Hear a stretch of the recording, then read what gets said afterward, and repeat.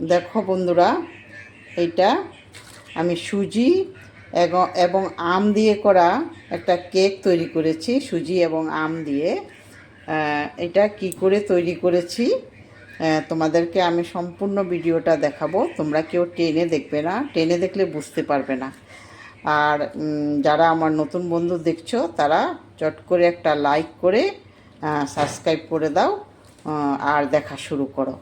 আর এখন আমি আমগুলোকে গ্রাইন্ড করে নেব। প্রথমে এক বাটি সুজি নিয়েছি। সুজিগুলো একটু গ্রাইন্ড করে নেব, আর সুজির সঙ্গে আমি চিনিও দিয়ে দেব।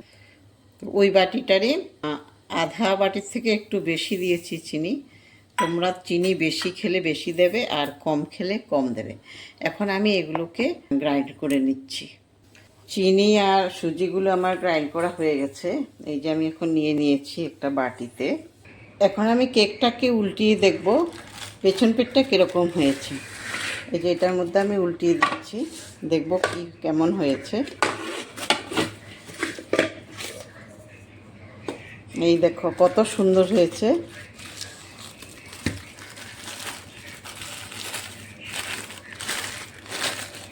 খুব সুন্দর হয়েছে। আমগুলো একটু পেস্ট করে নেব এটার মধ্যে দিয়ে। আমের সঙ্গে আমি ডিমও দিয়ে দেব। ডিমটা দিলে একসাথে হয়ে যাবে। আর তোমরা যদি ইচ্ছা করো যে ডিমটা পরে দেবে তাও পারবে। আমগুলো আমার পেস্ট করা হয়ে গেছে। 1 চামচ বেকিং পাউডার দিচ্ছি, আর একটু নুন দিয়ে দেব। নুনটা স্বাদ মতন দেবো, বেশি দেব না নুনটা। এই যে এতটুকু দিয়েছি নুনটা। আর এখন এগুলোকে আমি একটু মিশিয়ে নেব। বেকিং পাউডারের সঙ্গে নুন দিয়ে একটু মিশিয়ে নিচ্ছি। তারপরে আমি 2 চামচ পাউডার দুধ দিয়ে দেব। 2 চামচ গুঁড়ো দুধ দিয়ে দিচ্ছি। 2 চামচ দিলেই হয়ে যাবে। এগুলোকে এখন আমি ভালো করে মিক্সড করে নেব। হাফ কাপ সাদা আপেল দিয়ে দিচ্ছি আমি এখন। হাফ কাপ দিলে হবে, বেশি লাগবে না।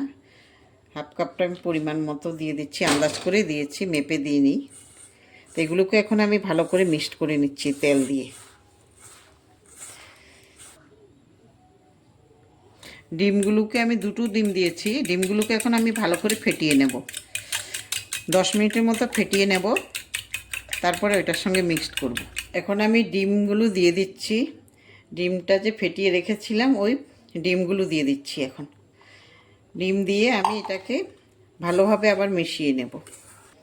আমি এটার মধ্যে ময়দাও দিয়ে দেব 1 বাটি। তারপরে আমগুলো দিয়ে দিচ্ছি। এগুলো দিয়ে আমি এখন আস্তে আস্তে করে এগুলোকে ভালো করে মিশিয়ে নেব।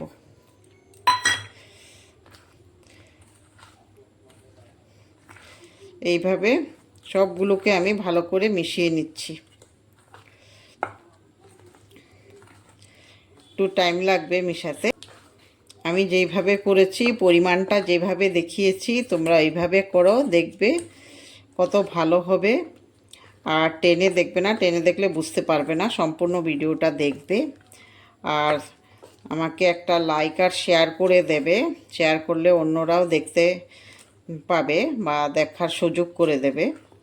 আর যারা আমার নতুন বন্ধু তারা অনুগ্রহ করে আমার চ্যানেলটা সাবস্ক্রাইব করে দেবে, যেন নতুন ভিডিও দিলে তোমরা সবাই আগে পেয়ে যাও। হয়ে গেছে। এখন আমি এটা 10 মিনিটের জন্য এইভাবে রেখে দেব। 10 মিনিট পরে আবার ফিরে আসছি। একটা কড়াইয়ের মধ্যে আমি নুন বসিয়ে দিয়েছি। নুনটা আমি 10 মিনিট হাই ফ্লেমে রেখে গরম করে নেব। একটা বাটির মধ্যে দিয়ে দিয়েছি বাটার পেপার। এখন আমি গ্রেভিগুলো দিয়ে দেব। বাটার পেপার দেওয়াতে আমি আর তেল দিইনি, তেল লাগবে না। বাটার পেপার দিলে তেল লাগে না। এইভাবে একটু ঝাঁকিয়ে সব দিকগুলো আমি সমান করে দিচ্ছি। সব দিকগুলো সমান হয়ে গেছে। এখন এইদিকে আমার নুনও গরম হয়ে গেছে। আঁচটা পুরো কমিয়ে দিয়েছি। এখন আমি এইভাবে বাটিটা বসিয়ে দিয়ে ঢাকনা দিয়ে দেব। এইভাবে একদম লো হিটে রেখে 30 মিনিটের মতো থাকতে হবে। 30-35 মিনিট থাকতে হবে, তারপরে দেখব হয়েছে কিনা। আমি এখন এটা উল্টিয়ে দেখছি হয়েছে কিনা। আমি একটা কাঠি দিয়ে দেখব।